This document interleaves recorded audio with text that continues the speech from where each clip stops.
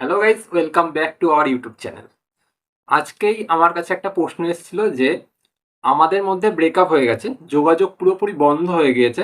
সেই মানুষটা আমার সাথে কোনোভাবে কন্ট্যাক্ট করে না, সে আমাকে সব জায়গা থেকে ব্লকও করে রেখেছে। ঠিক এমন অবস্থাতে আমার মনে হচ্ছে যে সেই মানুষটা আমাকে মিস করে, কিন্তু আমি সঠিক কিনা সেটা বুঝতে পারছি না। এবার সে যদি মিস করে তাহলে আমার কাছে কেমন কি সিগন্যাল আসতে পারে, বা সে আমাকে মিস করবেই বা কেন, এরকম একটা প্রশ্ন আসছে। তো আজকে ভিডিওটা প্রত্যেকটা জনের জন্য যারা এরকম সিচুয়েশনের মধ্যে দিয়ে আছো, যে যাদের সম্পর্কের মধ্যে কোনো টানাপোড়েন চলছে, যোগাযোগ বন্ধ হয়ে রয়েছে, বা সম্পর্কে বিচ্ছেদ ঘটে গেছে।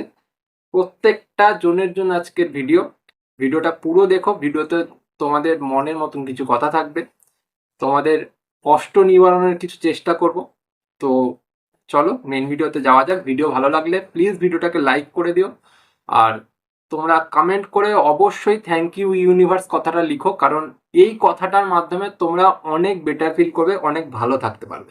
ফার্স্ট পয়েন্ট, দেখো বন্ধুরা, রিলেশনশিপ এমন একটা বিষয় যেখানে আমরা রিলেশনশিপ কথাটাকে খুব হালকাভাবে, খুব স্মুথলি নিয়ে নিই, কিন্তু এখানে যে ফিলিংসটা আমাদের কাজ করে, সেই ফিলিংসটাকে কিন্তু আমরা চাইলেও অত সহজে নষ্ট করে দিতে পারি না।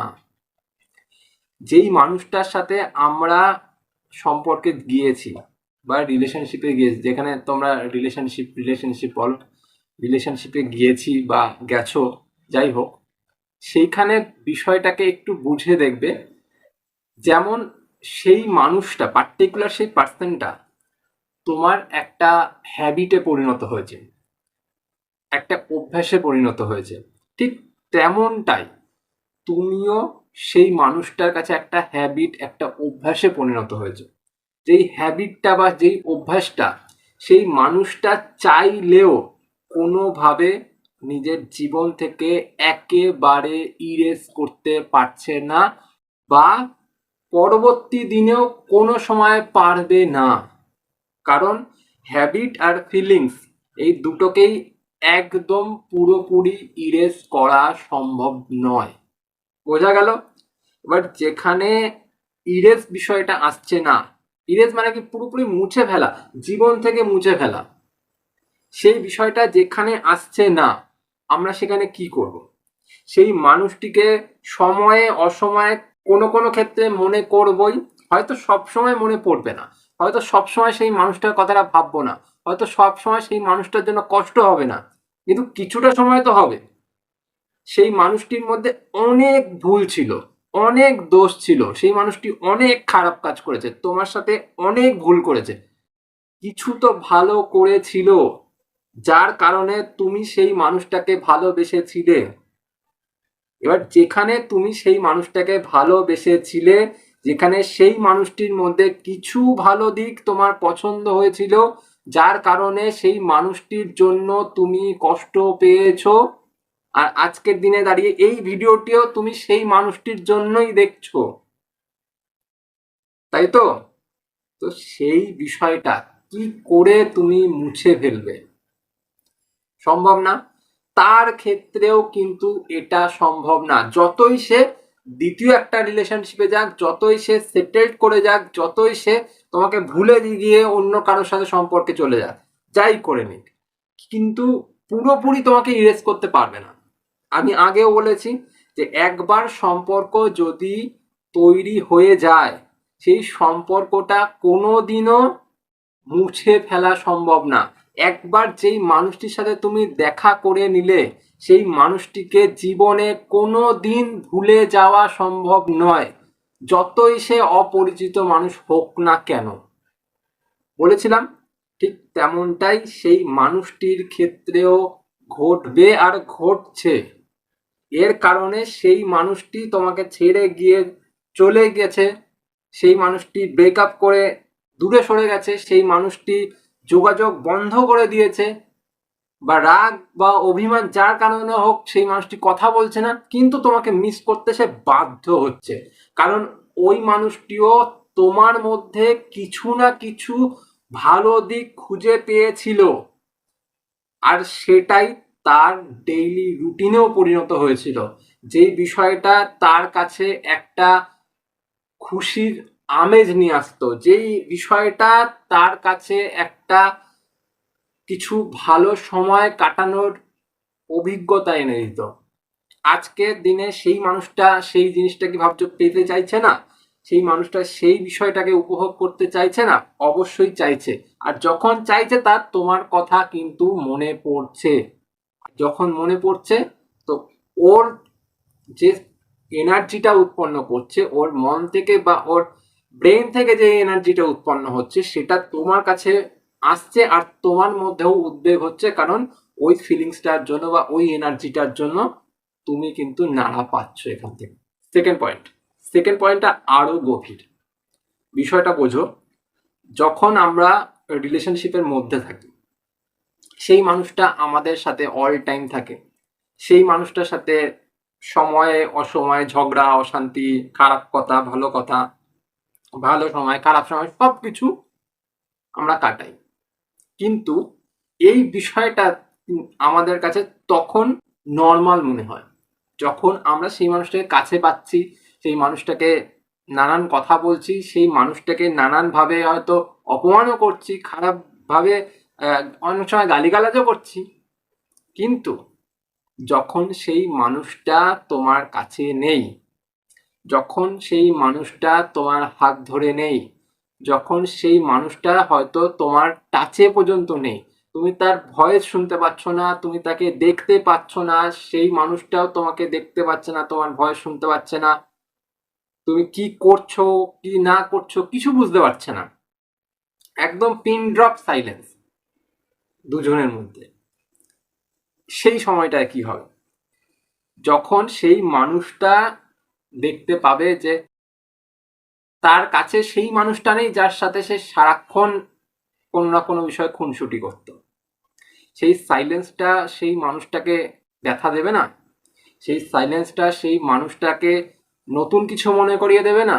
সেই সাইলেন্সটা সেই মানুষটির অভাবটা বুঝিয়ে দেবে না?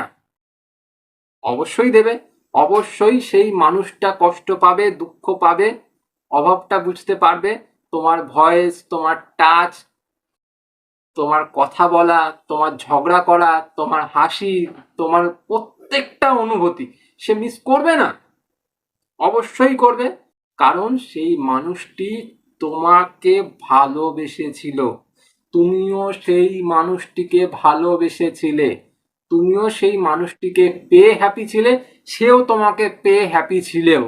এবার কোনো না কোনো কারণে তুমি ছোটখাটো বিষয়ে ঝগড়া অশান্তি করেছো, বা ছোটখাটো বিষয়ে সবসময় ঝামেলা হয়েছে, যার কারণে সে বলেছে আমি আর তোমার সাথে কথা বলবো না, আমি আর তোমার সাথে দেখা করবো না, চারিদিক থেকে ব্লক করে দিলাম, এবার আমি চলে গেলাম বিদেশে, যে আমি তোমার থেকে পুরোপুরি ডিটাচ হয়ে গেলাম। কিন্তু তুমি ভাবো, যেই মানুষটা বিদেশে চলে যাচ্ছে, যেই মানুষটা দেশে থাকছে না, সেই মানুষটি ওই বিদেশে গিয়ে একলা, সে তোমাকে মনে করবে না? যার সাথে সারাটা দিন কাটাতো, যার সাথে সারাটা সময় ব্যয় করতো, যে সময় মানুষটার সাথে সারাটা দিন হয়তো কোনো ভালোবাসার কথা বলেছে, কোনো একটা ভালোবাসার স্পেশাল মুমেন্ট কাটিয়েছে, কিন্তু সে এখন সেই জায়গাটাতে একলা রয়েছে, পুরোপুরি একলা। বিদেশ, দেশের চেনা পরিচিত কোনো মানুষ দেখতে পাচ্ছে না, চেনা পরিচিত জায়গা দেখতে পাচ্ছে না, কিছু দেখতে পাচ্ছে না। তার সিচুয়েশনটা ভাবো, সেই মানুষটি কিন্তু একলা ওখানে কষ্টে দিন কাটাচ্ছে হয়তো। তো দিন যখন কষ্টে কাটাচ্ছে তার তো তোমার কথা মনে পড়বে, আর যখন মনে পড়বে সেই মানুষটি এনার্জি দেবে তোমাকে, সেই এনার্জি থেকে তুমি কষ্ট পাবে, তোমার দুঃখ হবে, এটা স্বাভাবিক ব্যাপার। সেই মানুষটা তোমাকে ছেড়ে গিয়েও ভুলতে পারবে না, এটা একদম স্বাভাবিক। থার্ড পয়েন্ট, দেখো বন্ধুরা, হয়তো সেই মানুষটা তোমার সাথে ব্রেকআপ করে নিচ্ছে কারণ হয়তো তার জীবনে নতুন কেউ এসছে, নতুন কেউ এসে তাকে সময় দিচ্ছে, সব কিছু করছে। কিন্তু বিষয়টা ওখানেই যে নতুন মানুষ কিন্তু পুরনো কানেকশনটাকে রিপ্লেস করতে পারে না।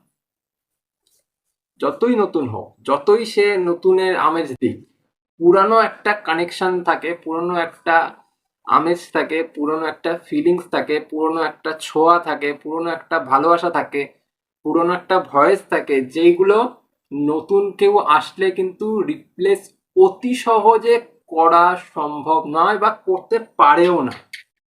সব সময় কোনো না কোনো ক্ষেত্রে সেই মানুষটি, মানে পুরনো মানুষটি ট্রিগার করবেই সেই নতুন মানুষটির জায়গায়।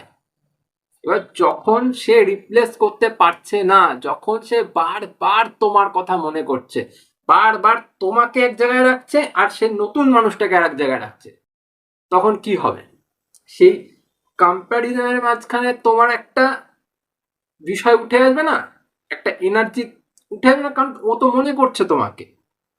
যখন সেই মানুষটি মনে করবে, তোমার কাছে এনার্জি আসবে, তুমি কষ্ট পাবে, তুমি দুঃখ পাবে। কারণ কেন কষ্ট হবে, কেন দুঃখ পাবে?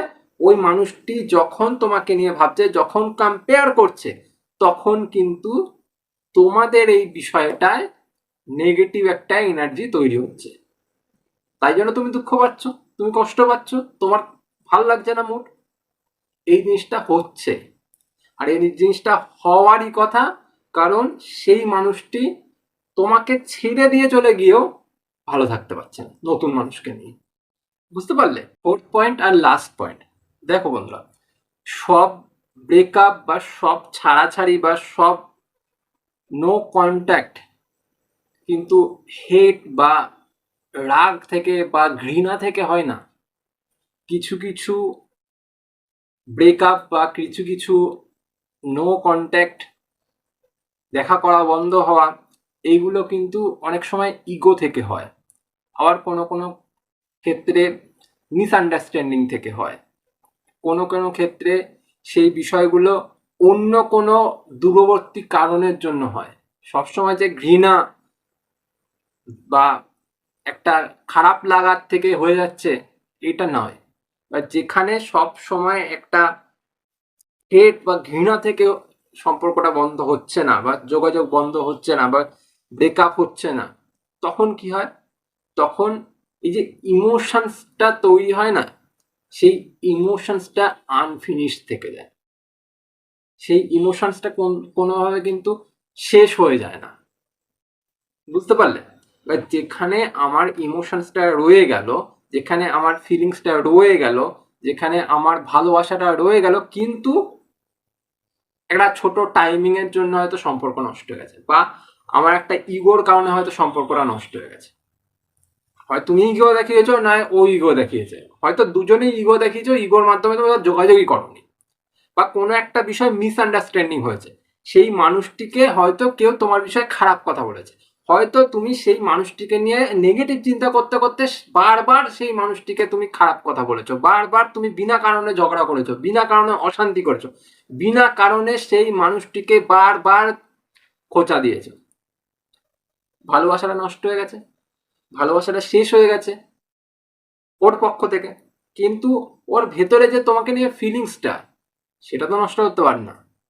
এবার যখন সেই মানুষটা তোমার সাথে ওর ফিলিংসটা নষ্ট করতে পারছে না বা শেষ করতে পারছে না, তখন ওই মানুষটা বাধ্যতামূলক তোমাকে মিস করতে বাধ্য হচ্ছে। যখনই মিস করছে, তোমার কাছে এনার্জি আসছে, আর এই বিষয়গুলো মিস হবেই, মিস করতে বাধ্য হবে সেই মানুষ, যখন এই মানুষটির মধ্যে ভালোবাসা থাকবে, যেই মানুষটির মধ্যে নিজের একটা গুরুত্ব থাকবে, সেই মানুষটি তোমাকে নিয়ে ভাবতে বাধ্য হবে। ভাবতে বাধ্য হলে সেই মানুষটি মিস করবে, মিস করলে সেই মানুষটিকে কিন্তু তোমাকে অ্যাপ্রোচ করতে হবে। সেই মানুষটি হয়তো অনেক সময় নিজে থেকে যোগাযোগ করবে না, হয়তো বন্ধুদের দিয়ে বা থার্ড পার্সনকে দিয়ে, মিডিল ম্যানকে দিয়ে যোগাযোগ করাবে, মিডিল ম্যানের কাছে তোমার কথা বলবে, মিডিল ম্যানের কাছে তোমাকে নিয়ে জানতে চাইবে, বা তোমার ফেসবুক ঘাটাঘাটি করবে বা স্ক্রল করবে। এই মাধ্যমে বুঝতে হবে যে সেই মানুষটি মিস করছে, সেই মানুষটি কাছে আসার চেষ্টা করছে, তখন নিজেকে থেকে অ্যাপ্রোচ করতে হবে, তারপর গিয়ে সম্পর্ক যেমন চলে চলবে। কিন্তু এর মধ্যে একটা বিষয়, কোনোভাবেই নিজেকে আর ওই রকম জায়গায় নিয়ে যাওয়া যাবে না যে আমি আবার মিসআন্ডারস্ট্যান্ডিং করলাম, আবার খারাপ বিষয় ভাবলাম বা আবার খারাপ ব্যবহার করে ফেললাম, তাতে কিন্তু সবটাই নষ্ট হবে। বোঝাতে পারলাম? এই ছিল মেন ভিডিও। ভিডিওটা ভালো লেগে থাকলে ভিডিওটি দেখার সাথে সাথে ভিডিওটিকে লাইক করো, আর ভিডিওর মধ্যে কমেন্টে অবশ্যই তোমরা থ্যাংক ইউ ইউনিভার্স কথাটা লিখে যাও। এর মাধ্যমে তোমাদের জীবনে অনেক পজিটিভ এনার্জি আসবে, যার মাধ্যমে তোমরা অনেক ভালো থাকতে পারবে। আমার ভালো চাই না, আমি তোমাদের ভালো চাই। তোমাদের জন্য থ্যাংক ইউ ইউনিভার্স কথাটা লিখতে বললাম, তোমরা প্লিজ লিখে যাও। ভিডিওটি ভালো লাগলে চ্যানেলটা সাবস্ক্রাইব করে রেখো, কারণ এরকম ইনফরমেটিভ ভিডিও এই চ্যানেল থেকে আসে। আজ চলি, পরে দেখা হচ্ছে আবার অন্য কোনো ভিডিওতে। টাটা।